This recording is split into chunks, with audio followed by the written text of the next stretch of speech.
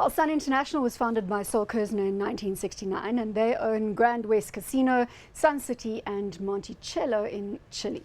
Excellent. Those indeed are the big three revenue and profit contributors. So here we have a company currently run by Graham Stevens, not by Sol Kerzner anymore, that's for sure. Also extremely busy and about to conclude, if it can, some major corporate transactions, including the acquisition of Piermont, which is Emperor's Palace out near the airport. And we're going to discuss that in a little more detail in just a moment.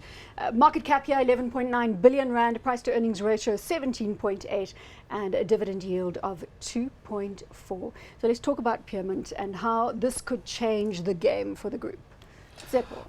9 billion rand transaction, if I'm not mistaken.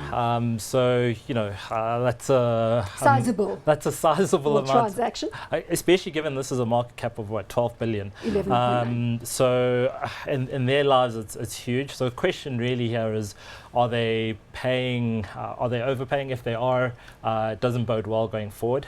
So it brings about quite a few questions. Of course, this means revenue increases quite dramatically. Really, the core of the business changes fundamentally. Yeah. Would Graham Stevens be overpaying for a business at this stage? It's hard to tell because remember, Piermont was listed, then it was delisted with private equity guys. And you know what those fellows are like? They loaded up with debt. No one can work out. There's free cash flows.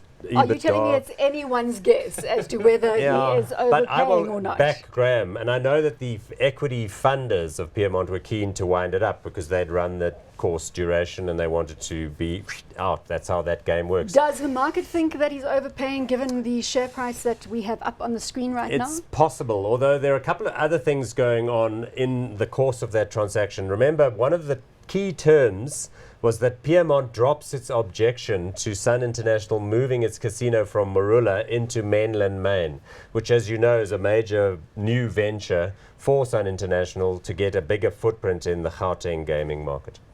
Right, so we've established that it's not just Piermont that is causing pressure on the share price.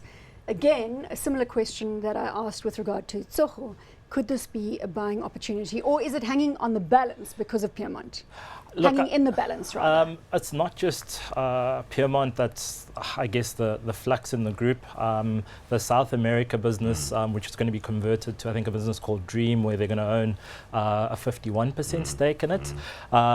So a combination of some of their South American entities there. How that unfolds operationally also potentially has a big bearing in terms of revenue stream from that segment. So I think there's a lot of uncertainty here in terms of where the group goes going forward, and taking a stab at the business now is really taking a stab at the management team and how they're able to. So it comes back to Graham Stevens, pretty this much. Young, energetic CEO that Paul has described, wanting to prove himself.